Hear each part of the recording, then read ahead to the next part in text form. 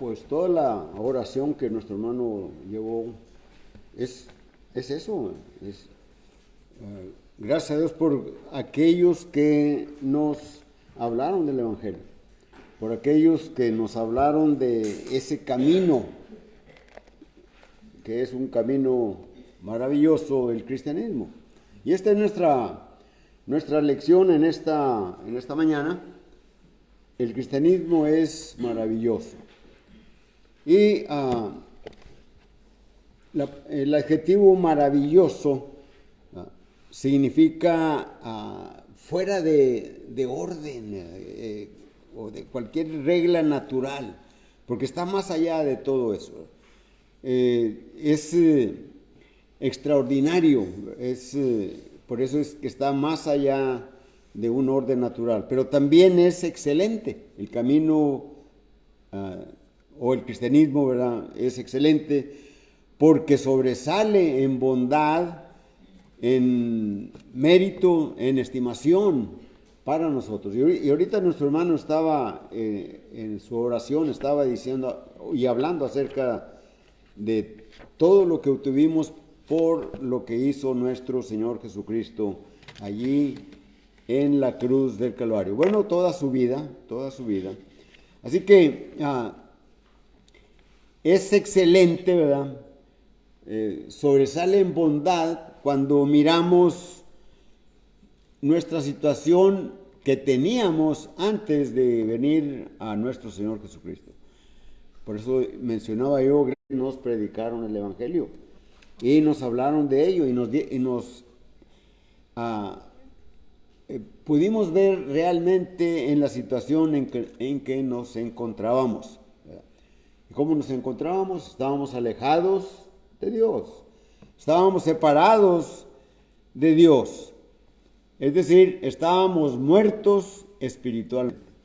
Y la Escritura lo menciona cuando leemos allí Efesios capítulo 2, versículo 1 en delante, ¿verdad? Cuando dice el apóstol Pablo, cuando escribe, y Él os dio vida a vosotros cuando estabais muertos en vuestros delitos y pecados, en los cuales anduvisteis en otro tiempo, en los deseos de nuestra carne, en los deseos de nuestra mente, haciendo la voluntad de la carne y haciendo la voluntad de la mente. Y por lo tanto éramos hijos de ira, lo mismo que los demás. Pero dice el versículo 3, pero Dios, que es rico en misericordia, nos salvó. Y Dios nos amó y nos salvó, aún estando nosotros, dice el versículo 5, muertos en pecados. Nos dio vida, poniéndonos o juntamente con Cristo, y dice, por gracia sois salvos. Así que cuando miramos lo maravilloso, lo grandioso, lo excelso que es el cristianismo, debemos de fijarnos en esto, ¿verdad? Por eso mencioné este adjetivo que es maravilloso, también significa extraordinario y también significa excelente, ¿verdad? Es decir, que está más allá de todo lo que pudiéramos nosotros tener. Y nosotros estábamos muertos hasta que recibimos el Evangelio, que alguien nos lo predicó, nos insistió, nos enseñó y nos dimos cuenta de la situación nuestra delante de Dios y lo obedecimos. Lo oímos, lo creímos el mensaje, creímos en Jesucristo, en su divinidad, nos arrepentimos y nos bautizamos. Y permanecemos firmes. Es al final, ¿verdad? El inicio, el bautismo es el inicio del cristianismo maravilloso que llevamos cada uno de nosotros. El apóstol Pablo, cuando escribe a los romanos, en capítulo 1 y capítulo 2, solamente voy a mencionar lo que encierra esos dos capítulos, nos dice que tanto judíos como gentiles estaban bajo pecado. Todos habían pecado. Y los judíos, a pesar de la ventaja que tenían sobre todos los demás pueblos, pues habían recibido la revelación divina. Y sin embargo, el apóstol Pablo los acusa de que están en pecado. Por eso en Romanos capítulo 3 y versículo 9, el apóstol Pablo, cuando está hablando de los judíos, está hablando de los gentiles, y hace una pregunta el apóstol Pablo. ¿Qué pues? ¿Seremos nosotros mejores que ellos? Es decir, porque los judíos recibieron la voluntad divina, la revelación de la voluntad divina. Y el apóstol Pablo dice, de ninguna manera, pues ya hemos acusado a judíos y a gentiles que todos están bajo pecado. Es decir, todo el mundo estaba bajo pecado. Y si seguimos leyendo el versículo 10 y el versículo 11 hasta el versículo 20, encontramos ahí que el apóstol Pablo está diciendo, no hay justo ni aun uno. Todos se desviaron, a unas se hicieron mentirosos. No hay quien busque a Dios. No hay quien busque a Dios. Y así estábamos nosotros cuando estábamos muertos espiritualmente. No buscábamos a Dios. No lo buscábamos. Creíamos, aunque algunos quizás fuéramos religiosos, ¿verdad? Sin embargo, no buscábamos a Dios. No buscábamos a Dios. El pueblo de Israel, en Éxodo capítulo 19 y versículo 5, Moisés dice, ahora pues, Dios escogió a Israel, y en el versículo 5 dice, ahora pues, si diereis oído a mi voz y guardareis mi pacto, vosotros seréis mi especial tesoro sobre todos los pueblos, ¿sí? Porque mía es toda la tierra. Entonces miramos allí que Moisés está diciendo lo que cuando Dios escoge a Israel, que lo ha sacado de la esclavitud de Egipto, y están allí en el Sinaí, y ahí les dice un sí condicional. Un sí, es decir, ellos serán su pueblo, Israel será su pueblo, si oyeren su voz, si guardaren el pacto. Y ese mismo, pudiéramos decir, sí condicional es también para el cristiano.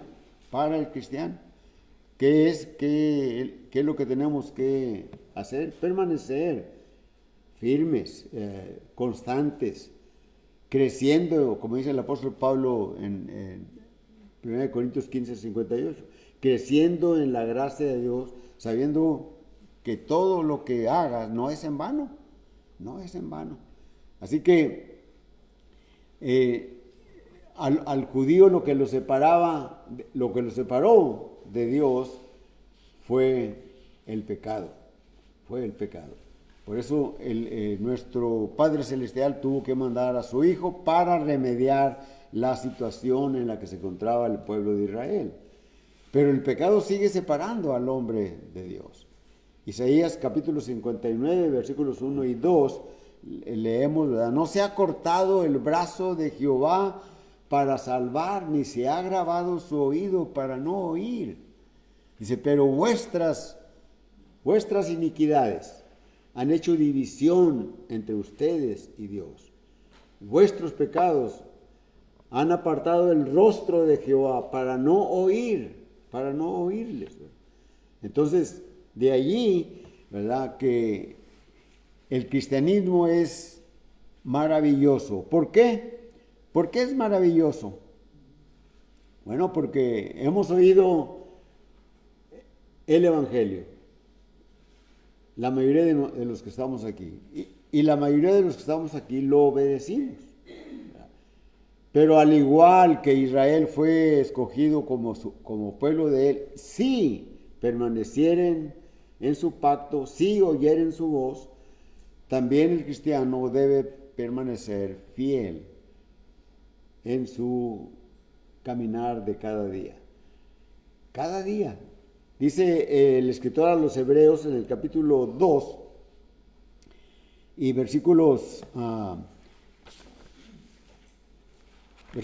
2 y 3 me parece, y creo que son más versículos, ¿verdad? Dice, por tanto, es necesario que con más diligencia atendamos las cosas que hemos oído. Es decir, hemos oído el Evangelio y lo que Jesucristo hizo por nosotros. Y debemos de estar atentos a eso. Y luego dice más adelante en el versículo 2, porque si la palabra de Dios, dicha por medio de ángeles, fue firme y toda transgresión y desobediencia recibió justa retribución. ¿Cómo escaparemos nosotros si descuidamos una salvación tan grande que es el cristianismo? ¿Cómo escaparemos nosotros? No vamos a poder escapar. Dice el versículo, aquí en el mismo versículo, la cual, habiendo sido anunciada primeramente por el Señor, nos fue confirmada por los que la oyeron. Es decir, los apóstoles oyeron las enseñanzas de Jesús y ellos las transmitieron. O las empezaron a transmitir cuando el Señor resucitó. Ustedes recuerdan allí Hechos capítulo 8, cuando les dice que me serán testigos en Jerusalén, en toda Judea, en Samaria y hasta lo último de la tierra. Y en la última noche, en la última noche que estuvo el Señor con ellos, les prometió el Espíritu Santo. Dice, me voy a ir, pero no van a estar solos.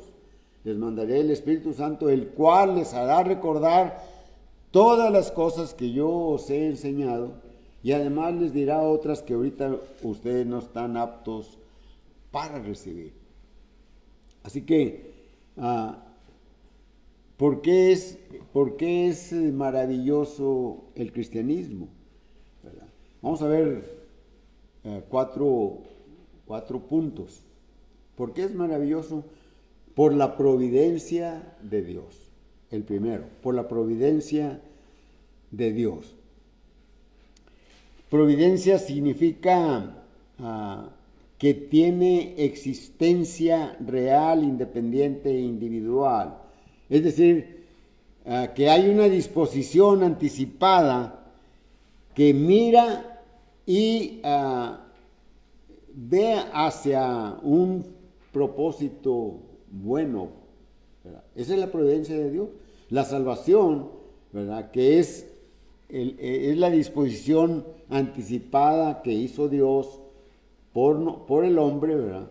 Es algo que nos beneficia. Por eso es maravilloso el cristianismo, ¿verdad? Entonces recordemos, providencia es la disposición anticipada que mira y conduce a un fin, aunque en algunos casos las personas dicen, no, por la providencia hice esto, ¿verdad? O aquello, ¿verdad? Pero generalmente tiene que ver con el designio de Dios. Ahora, ¿cuál es esta providencia? Bueno, pues es la salvación del hombre, ¿verdad? Ya leímos Isaías 59, versículos 1 y 2, cómo el pecado separa al hombre, ¿verdad? Entonces, ese pecado necesita quitarse, ¿verdad? Para pagar nuestras culpas, ¿verdad? Entonces, la providencia es la salvación. Pablo escribe a Tito en el capítulo 1 y versículo 2, y Pablo escribe, dice, en la esperanza de la vida eterna, que es la salvación, la cual Dios, que no miente, prometió desde antes del principio de los siglos, desde la eternidad. Y lo mismo dice el apóstol Pedro en su primera carta, capítulo 1, ¿verdad? En el versículo 18, cuando dice, sabiendo que fuisteis rescatados de vuestra vana manera de vivir, la cual recibisteis de vuestros padres, si no con metales preciosos como oro o plata, sino con la sangre preciosa como de un cordero sin mancha y sin contaminación, preparado desde antes de la fundación del mundo. Preparado desde antes de la fundación del mundo. Y es lo que dice Tito, ¿verdad? Desde antes del principio de los siglos, antes del tiempo, en la eternidad, Dios preparó a Jesucristo para que viniese a este mundo. Y Pablo escribe a Timoteo también en el capítulo, segunda carta de Timoteo, capítulo 1, versículos 9 y 10.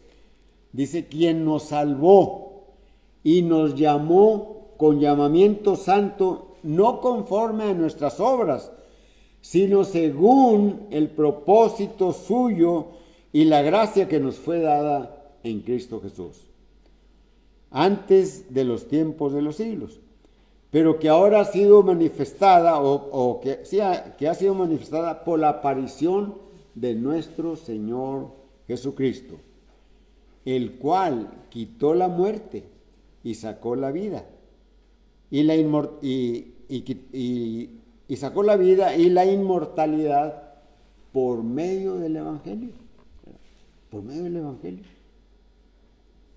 Nuestro Señor Jesucristo, en su resurrección, les dice a los apóstoles, id por todo el mundo y predicad el Evangelio a toda criatura. El que creyere y fuere bautizado será salvo. Es decir, por toda la eternidad. Entonces, la providencia de Dios, ¿verdad?, es el plan de salvación, y el segundo punto es el desarrollo de ese plan. El desarrollo de ese plan.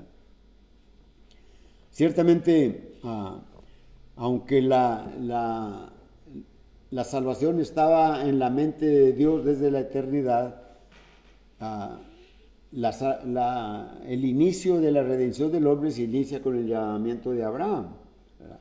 Pero mucho antes, cuando aquella pareja pecó y cayó de la gracia del Señor, en Génesis capítulo 3 y versículo 15, ¿verdad?, Jehová Dios está dando la retribución a la serpiente, y en el versículo 15 dice, enemistad pondré entre tu simiente, la de la serpiente, y la simiente de la mujer. Dice, la simiente de la mujer, te herirá en la cabeza, y tú le herirás en el calcañar. Y eso se cumplió. Eso se cumplió. ¿Cuándo? Cuando Cristo murió en la cruz, cuando expiró, cuando estaba allí pendiente de la cruz, Él murió. Allí Él recibió, el cumplimiento de la profecía, la mordedura de la serpiente. Y Satanás estaba probablemente muy feliz, ¿verdad?, porque había dado muerte al Hijo de Dios. Había obrado para que sucediera esto. Pero 3 días después, el Señor resucitó y le golpeó en la cabeza a la serpiente y le quitó el poder de la muerte. Porque ahora Él lleva nuestros pecados. Por eso Cristo murió en la cruz, para llevar nuestros pecados, para cargar nuestros pecados. Por eso el Padre Celestial no le responde a Jesucristo cuando está en la cruz y le dice, Dios mío, ¿por qué me has desamparado? Porque Dios le dice, a lo mejor si hubiese una comunicación, porque estos pequeñitos necesitan de tu sacrificio. El hombre necesita del sacrificio de Jesucristo. Por eso cada primer día de la semana recordamos la muerte de Jesucristo, cuando participamos del jugo, del pan primeramente, y después del jugo de la vida. Con el pan recordamos el cuerpo de Cristo que murió en lugar nuestro. Él tomó nuestro lugar. Y con el jugo de la vid recordamos la sangre que Él derramó, con la cual nos redime, paga el precio, se la da al Padre Celestial, le da su vida por nosotros y nosotros tenemos vida. Ese plan entonces se inicia allí en Génesis 3:15 y en Efesios capítulo 1 y versículo 3 en delante leemos: bendito sea el Dios y Padre de nuestro Señor Jesucristo, que nos bendijo con toda bendición espiritual en los lugares celestiales en Cristo. Y luego dice, continúa, según nos escogió en Él antes de la fundación del mundo. ¿Se fijan ustedes? Otra vez ahí está esa prevención de nuestro Padre Celestial. Desde antes de la fundación del mundo, para que fuésemos santos y sin mancha delante de Él, en amor, habiéndonos predestinado para ser adoptados hijos suyos, por medio de Jesucristo, según el puro afecto de su voluntad. Y luego dice el versículo 6, para alabanza de la gloria de su gracia, con la cual nos hizo aceptos en el amado. ¿Quién es el amado? Nuestro Señor Jesucristo. En ese Hijo amado tenemos redención, versículo 7, por su sangre, el perdón de pecados según las riquezas de su gracia. Entonces, el plan se desarrolló. El cristianismo es maravilloso. ¿Por qué es maravilloso? Por la providencia de Dios. ¿Cuál es la providencia de Dios? El plan de salvación. El segundo punto es el desarrollo de ese plan. Y el tercer punto, ¿verdad?, nos habla de la necesidad de un sacrificio. La necesidad de un sacrificio, así es. Un sacrificio que satisfaciera al Padre Celestial. Que quedara Él conforme. ¿Verdad? El hombre podía hacer muchas cosas para quedar bien con Dios, pero ninguna de las cosas que hiciera el hombre lo haría quedar bien con Dios. Nunca, nunca. Por eso en la Escritura miramos que no hubo en el pasado, ni hay en el presente, ni habrá en el futuro una persona que haga un sacrificio que satisface o que satisfaga a Dios. Solamente Cristo lo hizo. En la necesidad de ese sacrificio, ¿verdad?, el Evangelio de Juan capítulo 13, versículo 16, nos dice: porque de tal manera amó Dios al mundo, que ha dado a su Hijo unigénito, para que todo aquel que en Él cree no se pierda, mas tenga vida eterna. Si todo el hombre creyera en Jesucristo, y creer significa obedecer, oír el mensaje, oír lo que el Señor quiere, así como Dios le puso un sí condicional a Israel: si vosotros oyereis mi voz y siguiereis mi pacto, o si siguiereis mi pacto y oyereis mi voz, ustedes serán mi especial tesoro. Y lo mismo es ahora con nosotros como cristianos. El cristianismo maravilloso, ¿verdad? Si nosotros permanecemos fieles. Aquí el versículo 16 de Juan, ¿verdad?, es es todo el Evangelio. Ahí está todo el Evangelio. En esas palabras que dice Juan 3:16. Porque de tal manera amó Dios al mundo, que ha dado a su Hijo unigénito, para que todo aquel que en Él cree no se pierda, mas tenga vida eterna. Pero ese creer implica la obediencia, implica oír el Evangelio, creerlo, aceptarlo, confesar a Jesucristo, arrepentirse, y bautizarse y permanecer fiel. Y ahí está todo encerrado. El apóstol Pablo escribe a los filipenses, cuando les enseña a los filipenses, ¿verdad?, les da ejemplos que debemos de seguir. Y el principal, ¿verdad? Pues es el ejemplo de Jesucristo. Y el apóstol Pablo les dice a los filipenses: haya pues en vosotros este sentir que hubo en Cristo Jesús, el cual, siendo igual a Dios, no se aferró a seguir como Dios, sino que se despojó de su divinidad y vino a este mundo, se humilló haciéndose hombre, y se humilló hasta la muerte, y muerte de cruz, por nosotros.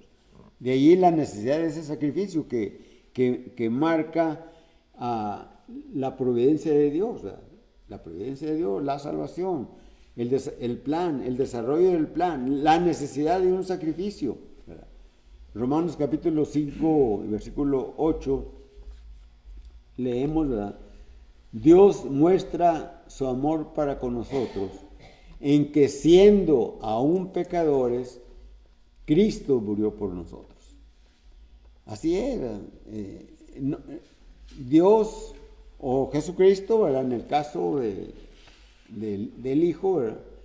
No esperó a que cambiáramos nuestra mente. Voy a tratar de ser bueno, o voy a hacer cosas buenas. No, no, no. Siendo aún pecadores, Cristo murió por nosotros. De allí que miramos, ¿verdad?, lo maravilloso, ¿verdad?, que a pesar de ser pecadores, dice fue más allá, ¿verdad?, y murió a pesar de que no merecíamos que Él se sacrificase por nosotros. El sacrificio de Cristo es tan excelente, ¿verdad?, que va más allá de toda bondad, más allá de toda bondad, de todo mérito, ¿verdad? Va más allá, ¿verdad? Porque Él dio su vida para que nosotros tengamos vida. Dice el apóstol Pablo: Él, siendo rico, se hizo pobre para que nosotros fuésemos enriquecidos con la vida eterna que adquirimos cuando obedecemos el Evangelio. Mientras estemos en el límite, ¿verdad?, mientras estemos en la entrada, mientras estemos en el umbral de la parte que separa el exterior de la puerta, ¿verdad?, no somos salvos. Recordemos el arca de Noé. Dios mandó a Noé que hiciera una puerta. Y por más que estuvieran en el umbral, todas aquellas personas que cuando vieron el peligro del diluvio, no fueron salvos. Perecieron, murieron, se ahogaron. Así que es necesario, ¿verdad?, que el sacrificio lo tomemos para nosotros. Por eso recordamos la muerte de Jesucristo. Recordamos que Él murió en lugar nuestro cuando comemos el pan. Y que Dios quedó satisfecho. Es decir, el sacrificio de Jesucristo satisfizo a Dios. Por eso Isaías 53, versículo 11, ¿verdad?, leemos ahí: verá el fruto de la aflicción de su alma y quedará satisfecho, ¿verdad? Dice eso el profeta Isaías en el versículo 11 del capítulo 53, ¿verdad? Dice: quedará satisfecho, por su conocimiento justificará a su siervo justo a muchos. ¿Y qué cosa? Y llevará las iniquidades de ellos. ¿Se fijan ustedes? Podemos mirar ahí. Dice: va a llevar nuestras iniquidades. Lleva nuestras iniquidades. Isaías 53, versículo 11. Y dice muchos. Aunque Él murió por todos. Esto también las personas a veces no alcanzan a entender, ¿verdad? Si dice todos, dice, estoy incluido yo, haga lo que yo haga. No, no.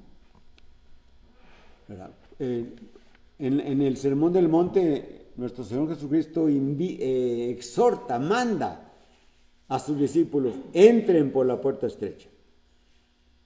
Y luego dice, porque ancha es la puerta y espacioso el camino que lleva a la perdición, y muchos son los que entran por ella.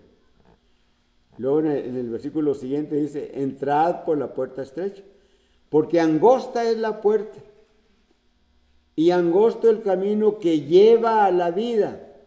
Y luego dice, y pocos son los que la encuentran. Relaciónenlo con el arca de Noé. Muchos están afuera del arca y está cayendo el agua y unos están ahí en la puerta, en el umbral, nada más necesita que se abra la puerta para entrar. Pero la puerta ya se cerró, la puerta la cerró Dios. La puerta la cerró Dios y nadie ya puede entrar. Solamente los que están dentro, que es Noé, sus hijos, su esposa y las esposas de sus hijos, están a salvo. Solamente los que oyen el Evangelio y lo obedecen, se bautizan, están dentro de la iglesia. La iglesia, el arca es una sombra de la iglesia en el Nuevo Testamento. Necesitan, el hombre necesita ver esto. ¿Qué es lo que tiene que hacer? Bueno, ya miramos que es la necesidad de un sacrificio, ¿verdad? Y por tanto, el punto número 4 es la necesidad de un mensaje. De un mensaje. Un mensaje que la gente lo escuche, lo crea, lo entienda, lo obedezca. Hoy el mundo habla de Jesucristo, ¿verdad? Y mencionan como que están en Él, dicen. Pero necesitan escudriñar las Escrituras. Así como los de Berea, recuerden ustedes, hemos mencionado mucho este texto, Hechos 17, versículo 11, ¿verdad? Cuando dice, cuando escribe Lucas, ¿verdad? Lucas escribe el libro de los Hechos, ¿verdad? Y estos eran más nobles que los que estaban en Tesalónica, pues recibieron la palabra con toda solicitud, escudriñando las Escrituras cada día para ver si estas cosas que Pablo, Timoteo, Silas enseñaban, a ver si eran así como estaban en las Escrituras. Y si no son así, hay que regresar a las Escrituras, porque el cristianismo es maravilloso. Entonces, el Señor fue crucificado, fue muerto allí, fue bajado de la cruz, fue sepultado y al tercer día resucitó. Y en la resurrección aparece a los 11 y a muchos más que estaban con ellos. 11 porque se había ahorcado Judas, ¿verdad? Y en el versículo 47 de Lucas 24 dice, y les dijo, bueno, en el versículo 46 probablemente, les dijo, así está escrito, y así fue necesario que el Cristo padeciese y resucitase de los muertos al tercer día, y que se predicase en su nombre el arrepentimiento y el perdón de pecados. Y el Señor mandó el plan, ¿verdad? Mandó el plan de cómo se debería de hacer. Un domingo, el penúltimo domingo que nuestro Señor Jesucristo está con los apóstoles, ¿verdad? Les dice en Hechos 1 y versículos 7 y 8, bueno, los discípulos le preguntan, ¿restituirás el reino de Israel en este tiempo? Y el Señor le responde, ¿no? Os toca a vosotros saber los tiempos y las sazones en que el Señor ha puesto todas estas cosas en su sola potestad. Y el versículo 8 dice, mas me seréis testigos en Jerusalén, en toda Judea, en Samaria y hasta lo último de la tierra. Y esto se cumple. Esto se cumple. Ahí en el libro de los Hechos viene el cumplimiento de este mandamiento que dio el Señor a los apóstoles. ¿Verdad? Cómo predicar el Evangelio. ¿Verdad? Así que Marcos 16, versículo 15, y predicar el Evangelio a toda criatura. El que creyere y fuere bautizado será salvo. El que no creyere será perdonado. Las escrituras en el Nuevo Testamento narran, nos explican, nos hablan de el plan de salvación, cómo se efectúa el plan de salvación. El plan de salvación es oír el Evangelio, creerlo, confesar que Jesucristo es el Hijo de Dios, arrepentirse, bautizarse y ser fiel. Y el mundo religioso enseña, cambia estas cosas. Las cambia, las corrompe. ¿Verdad? No, hombre, repite una oración, no, recibe a Cristo en tu corazón, cambia tu vida. No. La Escritura nos dice cómo debemos de venir a Jesucristo. Para ser salvos necesitamos estar en Cristo, necesitamos ser bautizados. ¿Verdad? Y el bautismo, ¿verdad? El hombre lo cambia. En el boletín me parece que de esta semana viene algo del bautismo. Unos dicen rocimiento, otros por aspersión. Dice, pero la verdadera enseñanza es la sepultura en el agua. Sepultura en el agua.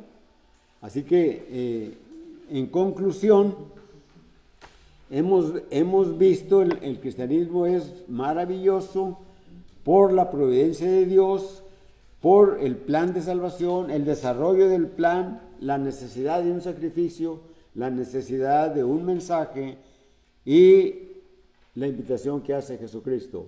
Mateo capítulo 11, versículos 28 al 30. Venid a mí todos los que estéis trabajados y cargados, que yo os haré descansar. Llevad mi yugo y aprended de mí, que soy manso y humilde de corazón, y hallaréis descanso para vuestras almas. La predicación es la invitación. La exposición de la palabra es la invitación.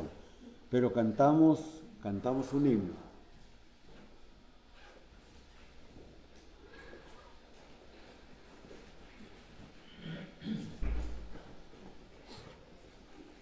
No, 85.